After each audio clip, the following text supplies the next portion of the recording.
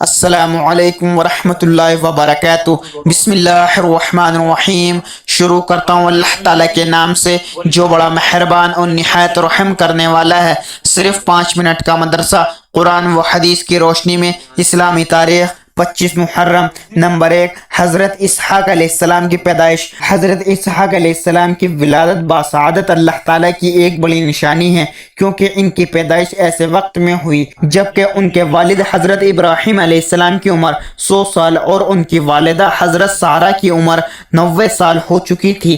حالانکہ عام طور پر اس عمر میں اولاد نہیں ہوتی ہے۔ جبکہ فرشتوں نے ان کی پیدائش کی خوشخبری دی تو دونوں حیرت و تعجب میں پڑ گئے، مگر فرشتوں نے یقین دلایا اور کہا آپ نا امید مت ہو۔ چنانچہ اللہ تعالیٰ کے حکم سے حضرت اسحاق علیہ السلام پیدا ہوئے۔ اسی سال حضرت ابراہیم علیہ السلام اور حضرت اسماعیل علیہ السلام نے بیت اللہ کی تعمیر فرمائی تھی۔ یہ حضرت اسماعیل علیہ السلام سے 14 سال چھوٹے تھے۔ 60 سال کی عمر میں حضرت ابراہیم علیہ السلام نے اپنے بھتیجے کی لڑکی سے ان کی شادی کرائی۔ ان سے 2 لڑکے پیدا ہوئے، ایک کا نام اسوا اور دوسرے کا نام یعقوب تھا۔ نمبر 2، اللہ کی قدرت۔ شکل و صورت کا مختلف ہونا۔ اللہ تعالیٰ نے اپنی قدرت سے ہر انسان کے چہرے پر 2 کان، 2 آنکھیں، آنکھ، ناک، منہ اور ہونٹ بنائے۔ اس کے باوجود سب کی شکل و رنگ ایک دوسرے سے مختلف ہیں۔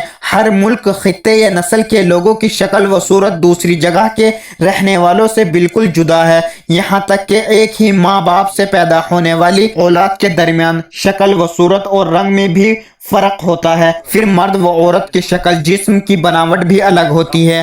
غرض انسانوں کے درمیان شکل و صورت اور رنگ و نسل کا الگ الگ ہونا اللہ تعالیٰ کی عظیم قدرت کی نشانی ہے۔ نمبر 3، ایک فرض کے بارے میں رکوع و سجدہ اچھی طرح کرنا۔ رسول اللہ صلی اللہ علیہ وسلم نے فرمایا بدترین چوری کرنے والا وہ شخص ہے جو نماز سے بھی چوری کر لیتا ہے۔ صحابہ کرام رضی اللہ عنہ نے عرض کیا یا رسول اللہ، آدمی نماز سے کس طرح چوری کر لیتا ہے؟ ارشاد فرمایا وہ رکوع اور سجدہ اچھی طرح نہیں کرتا۔ خلاصہ رکوع اور سجدہ اچھی طرح نہ کرنے کو حضرت محمد صلی اللہ علیہ وسلم نے چوری بتلایا ہے، اس لیے ان کو اچھی طرح اطمینان سے ادا کرنا ضروری ہے۔ نمبر 4، ایک سنت کے بارے میں کسی منزل سے چلتے وقت نماز پڑھنا۔ حضرت انس رضی اللہ عنہ بیان کرتے ہیں کہ رسول اللہ صلی اللہ علیہ وسلم کسی جگہ قیام کرتے اور پھر وہاں سے چلتے تو 2 رکعت نماز ضرور پڑھتے۔ نمبر 5، ایک اہم عمل کی فضیلت بری موت سے حفاظت کا ذریعہ۔ رسول اللہ صلی اللہ علیہ وسلم نے فرمایا صدقہ اللہ تعالیٰ کے غصے کو ٹھنڈا کرتا ہے اور انسان کو بری موت سے محفوظ رکھتا ہے۔ نمبر 6، ایک گناہ کے بارے میں ماں باپ پر لعنت بھیجنا۔ رسول اللہ صلی اللہ علیہ وسلم نے فرمایا سب سے بڑا گناہ یہ ہے کہ آدمی اپنے ماں باپ پر لعنت کرے۔ عرض کیا گیا اے اللہ کے رسول، کوئی اپنے ماں باپ پر لعنت کیسے بھیج سکتا ہے؟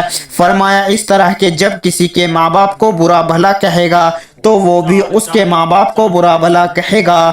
نمبر 7، دنیا کے بارے میں آدمی کا دنیا میں کتنا حق ہے۔